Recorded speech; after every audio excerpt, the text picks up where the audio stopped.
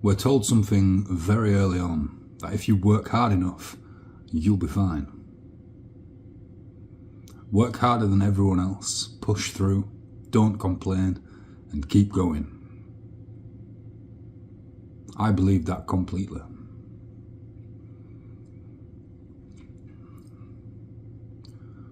There seems to be a working class narrative that if you work hard enough, you'll get what you want from life.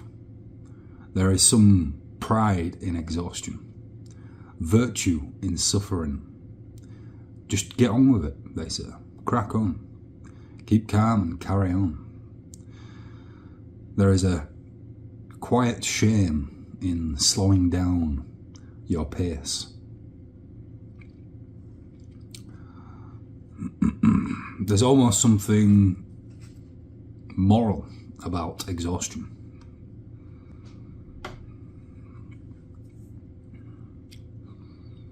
From personal experience, from working in heavy physical jobs, from doing 40 to 50 deliveries a day in the cold ice rain at -2 from sun up till sundown, waking up at 6 in the morning, going to bed at 11 PM, just to wake up and do it all again.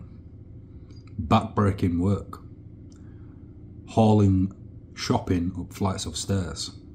2 flights of stairs. 3 flights of stairs.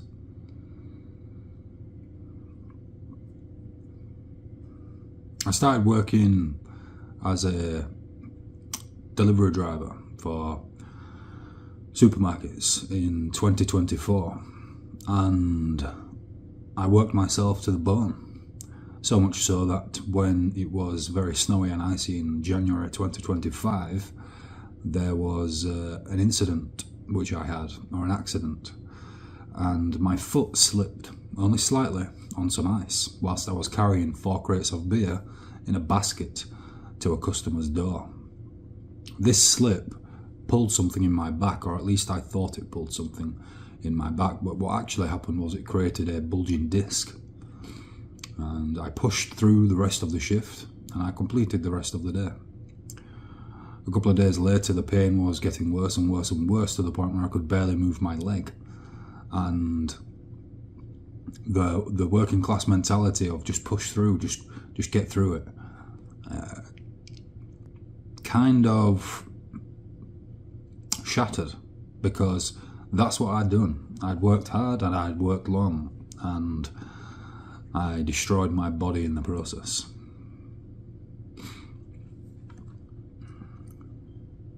You know, the strange thing is I was working harder than ever and my life wasn't getting any better. It was narrowing.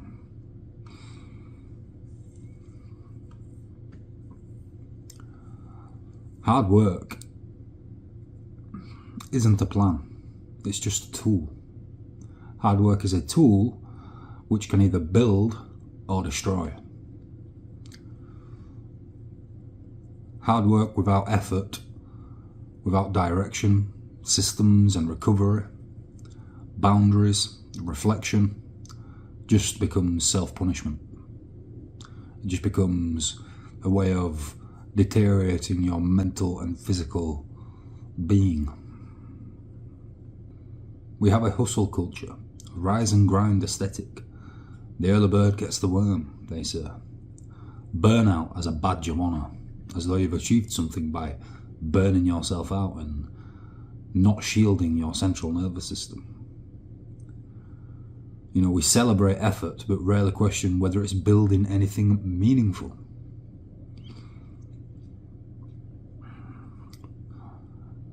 And what this does to somebody over time, it creates deep levels of introspection, reflection, deliberation, and an existential moment in life where you realize that clarity beats chaos. Structure outweighs intensity. Longevity over spectacle. Thoughtfulness over noise. And in a day of social media and noise and intensity and spectacle and chaos, Clarity, structure, longevity and thoughtfulness are overlooked, pushed to the side. They require prefrontal cortex thinking. Often are modern humans spending their time in their amygdala, using their emotional machine to direct their gaze, their life, their choices. Hard work does still matter, but only when it's aligned. I still work very hard today. The difference is, today I am aligned. I split my time as well as I can between the things that I know are building my future, something meaningful.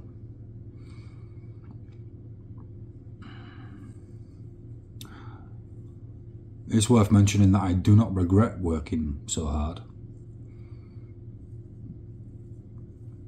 But the mistake I made was asking the question, what was I working for?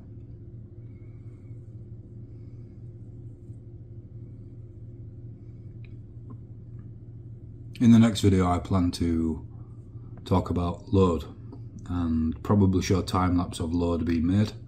It's almost finished now. This is predominantly an art channel, but split into two lanes. One being commentary and thinking, the other being predominantly art-based and talking about my recent body of work, which Load is the second painting of a 6-painting series. Thank you for watching. I'll see you in the next one.